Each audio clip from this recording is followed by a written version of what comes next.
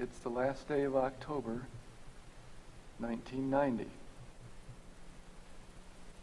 My name is Pastor Tim Keeler. I'm the pastor of First Lutheran Church. I've been the pastor here since August of 1989. I'm standing here at the altar. This is the view I see each Sunday morning, usually with a few more people out there. This is the view of our church. There's something I wanted to do. I wanted to take this borrowed camera and take a walk through our church building. It could be that in the next several months, this building will come tumbling down and we'll be making way for a new building. I wanted to preserve a memory of this building for myself. Perhaps you will want to have a copy of this tape as well.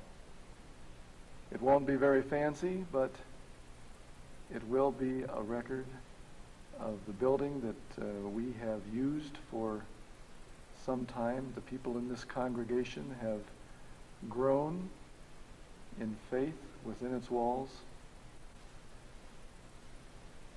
It's something that we will miss. We've grown attached to.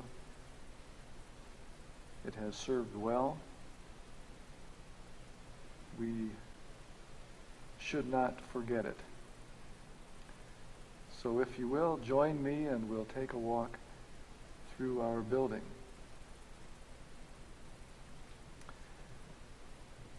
Before me, you see the baptismal font.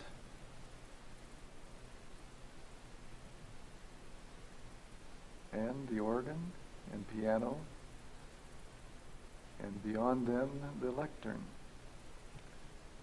One of the things people have really loved about this building is the beautiful woodwork that is in it. Here is an example. Through this door is the sacristy where people, acolytes, prepare themselves they get robed, where I as pastor can make last-minute arrangements with people before worship begins, where the paraments are stored and where communion is prepared. Also a small room in the sacristy, off the sacristy, contains the PA equipment.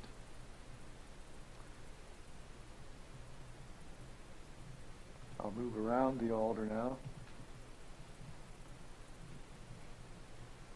You see the choir loft.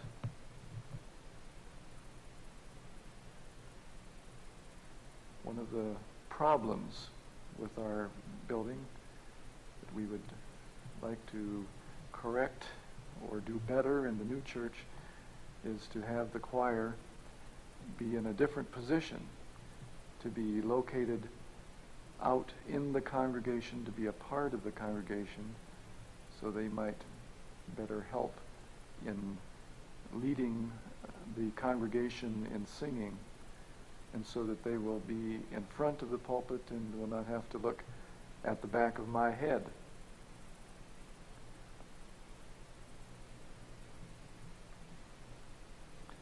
Stepping down now from the level of the altar, we'll move backwards. You see the beautiful wood of the communion rail, candelabra, the reredos and dossal curtain behind the altar, again all made of very beautiful wood.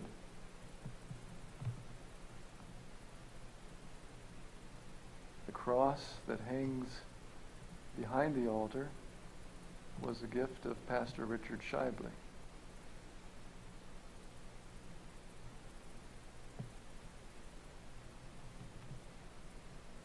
The altar itself has some beautiful wood carving in it.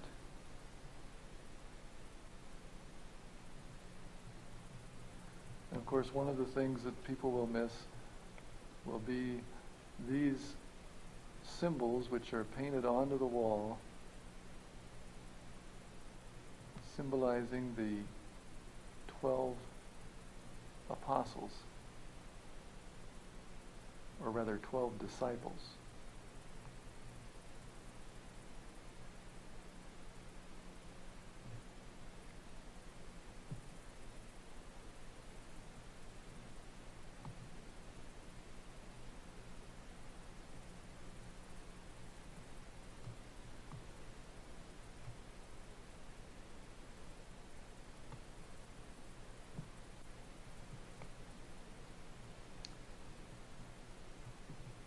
The organ pipes are located here above the choir loft.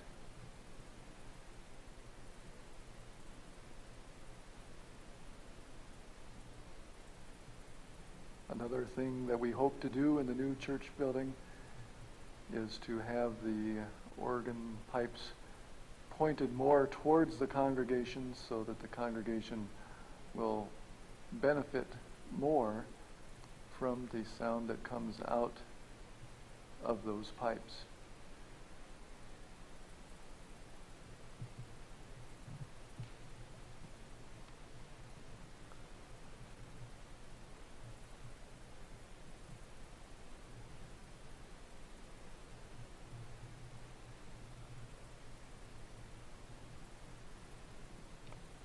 A closer look at the baptismal font.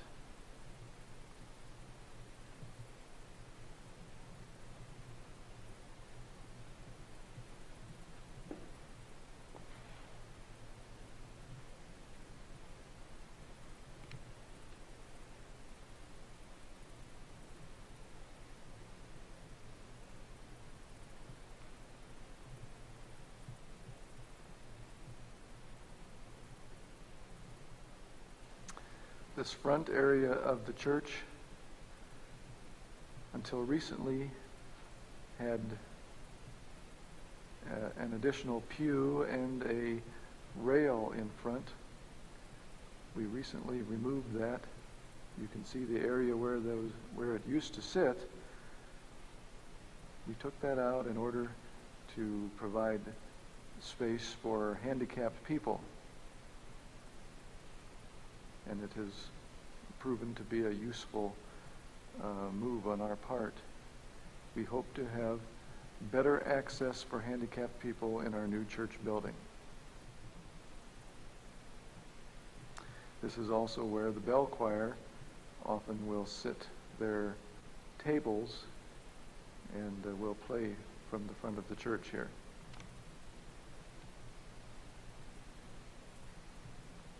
Moving down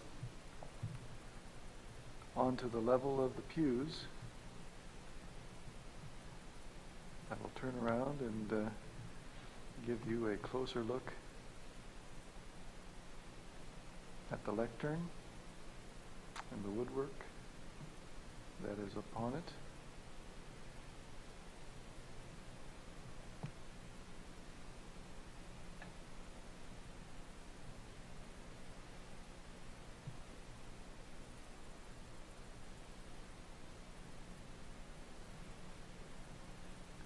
Here is the pulpit.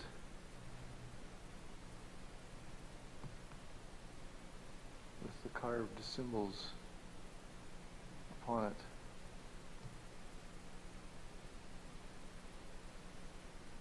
The Alpha and the Omega, the dove.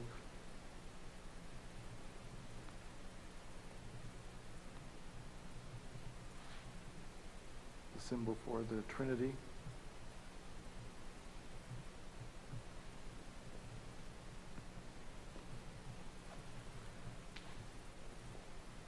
The cross and the crown.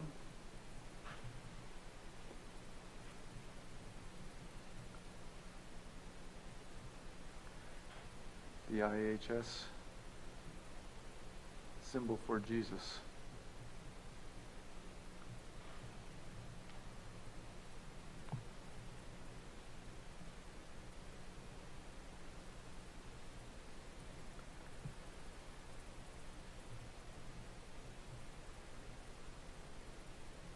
One of the things that is sometimes difficult for worship is the narrowness of the aisles in this church.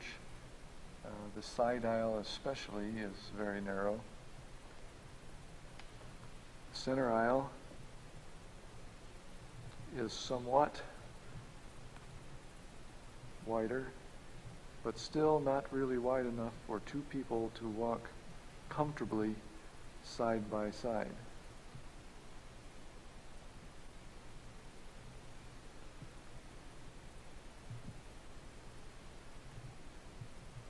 A lot of pastors and people have made the walk down this aisle over the years.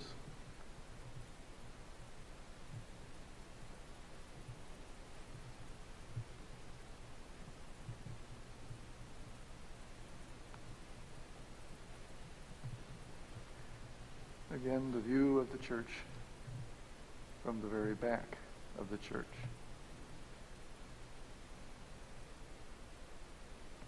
Probably should take a closer look at the pews. These pews are very old. They have some beautiful wood in them. Some burled walnut, perhaps.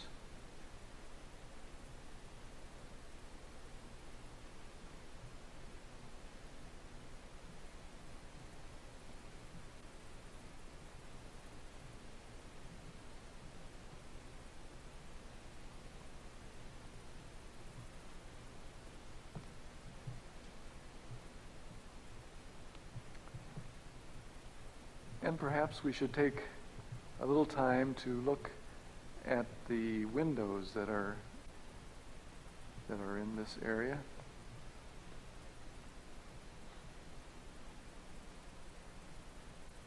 I think it's safe to say that most people, at least looking at the windows at first, find them very attractive. One of the nice things about this worship area is that it is a very bright room. Lots of light comes into it.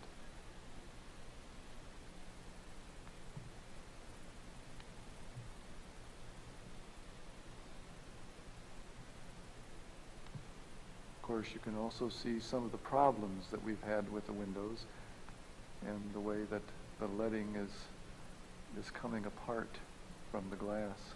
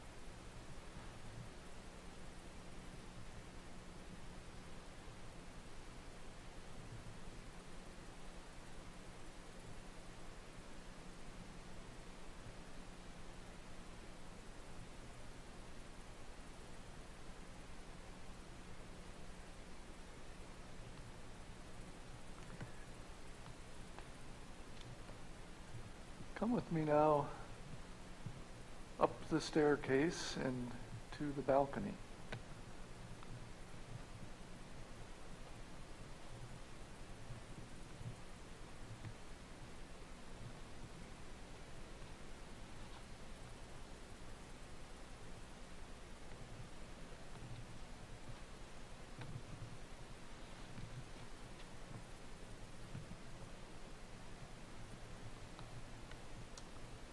This is the balcony. The first thing you see when you get to the balcony is the rope going up through the ceiling and to the bell. ring that bell each Sunday at the beginning of our worship service.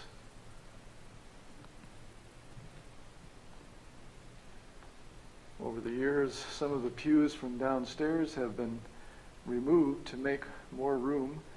As we said, a couple of pews were removed from the front to make room for more handicapped accessibility.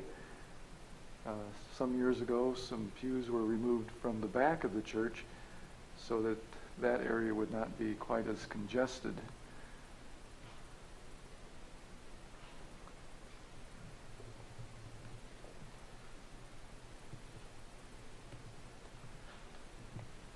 Try to get a picture of the window that is in the back of the church off the balcony. This window goes up. There is a round window above this that cannot be seen from the inside of the church.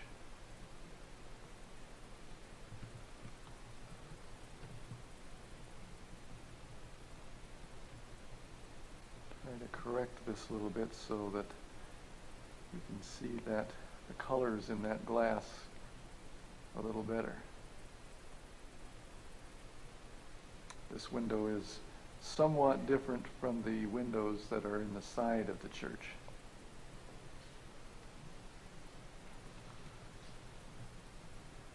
One of the nice features of the windows that many people find very attractive are the little diamond shape at the top of each of these side windows, which have some kind of a symbol in them.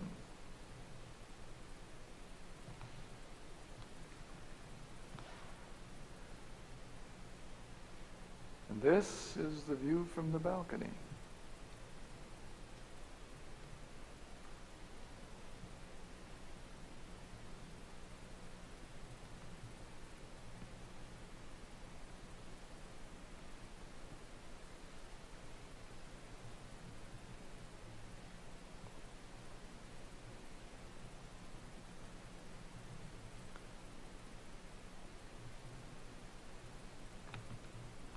I think it's time to go take a look at our narthex, so I'll meet you down there. One of the things that we hope to have in the new worship area is a larger narthex. As you can see from what you're seeing here, the narthex is very small. Perhaps 9 feet by 10 feet, 12 feet perhaps at the most.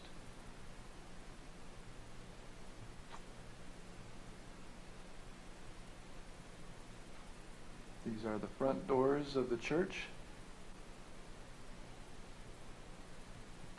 painted red on the outside. They lead out onto South Columbus Street.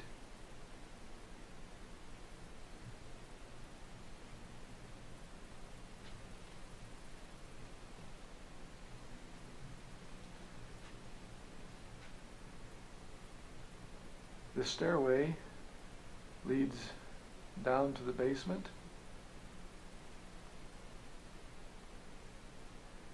Now would be an appropriate time for us to go down and take a look at that.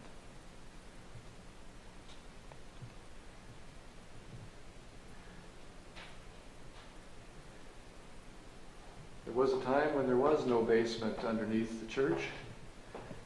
That was part of a remodeling project to add that. Some years ago, I believe in the 50s, when the church was stripped nearly to nothingness, and a bulldozer was brought in to scoop out the dirt underneath the church, put in a new floor in the church, and to add some new space underneath. This is the hallway that was created underneath the worship area. It has become principally a storage area for tables, for ladders.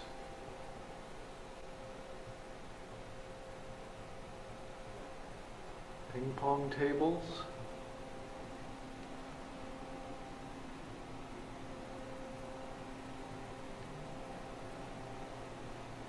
I'll get my key out of my pocket here, and perhaps we can see what's behind this door.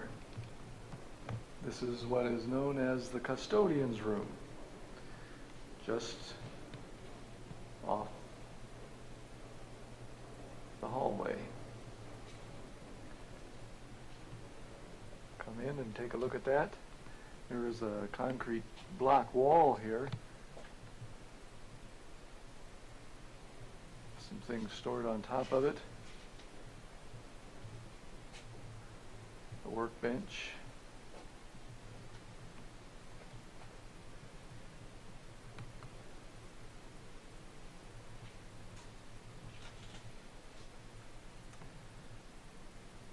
Here you see some of the original foundation of the church.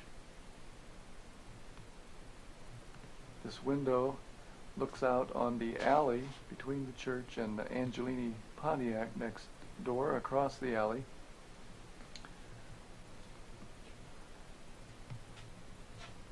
In the dark area back here where you can't really see very well is an area of dirt that was not excavated when the church was built. There was some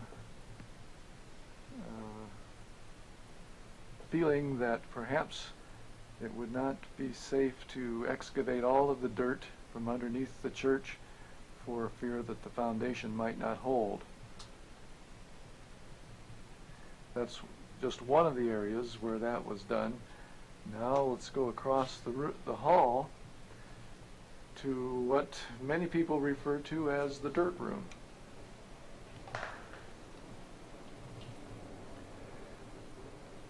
It's right here behind this door. Let me move this cart and we'll take a look. I've got the cart out of the way. We come to the door. I'll open it. We'll take a look inside. I'll see if I can find the light switch here. There we are. The dirt room.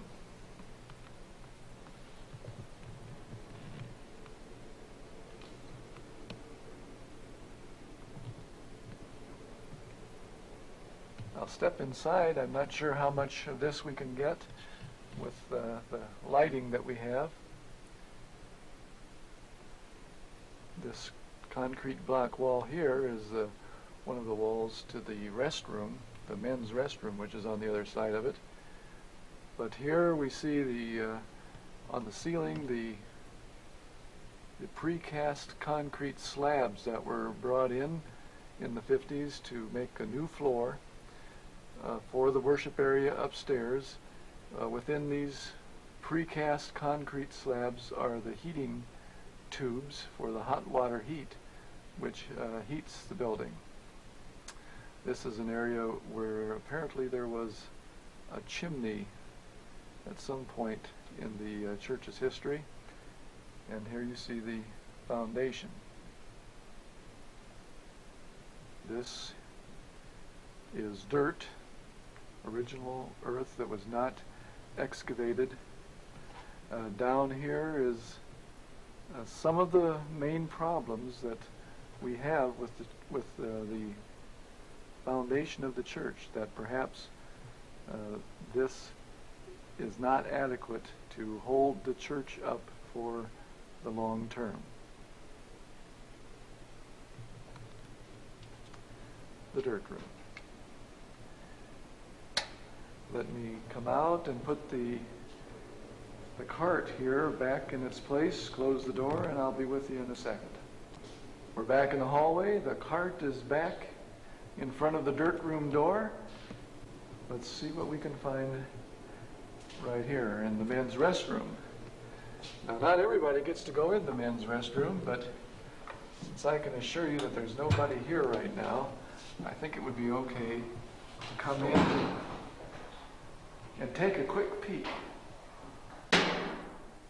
just for the sake of our memories, remembering what this building was like that we spent so much time in.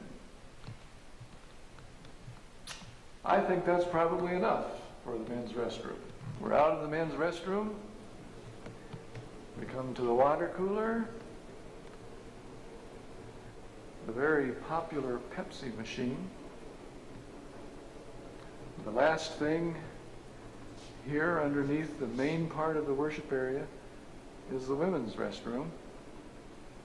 And I think we'll discover that there's nobody in there either. Let me get the light switch. There we are. Hey, who's that guy in the mirror?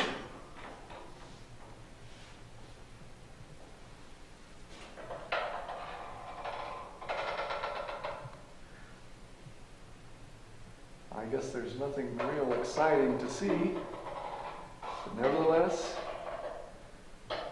we wanted everybody to be able to remember all the parts of the building. If I can get the door, we'll head out. Just let me get that light switch.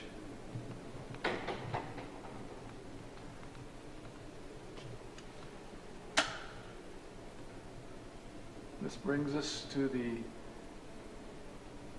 small social hall. I'm going to stop the tape for a second and go over and turn the lights on. There. Lights are on, and you can get a good picture of the small social hall. This too was not original to the church, but was added later on. Some years ago, some of the heating tubes broke and began leaking, and so it's been some time since we've had heat in this room, and that explains why you might see an electric heater around here. That's what we have used in the last several years to heat this room with. Needless to say, we're looking forward to not having to use this and being toasty warm in the new building.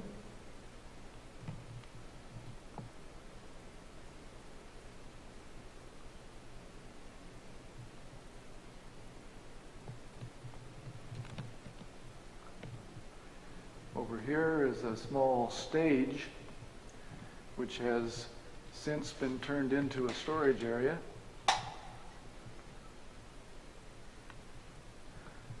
Among the things kept in here are the materials that are used, cots, for instance, for the Habitat for Humanity trip, or the Tyran work camp as it was formerly known. And also some of the equipment that is needed by the Red Cross for their blood mobiles.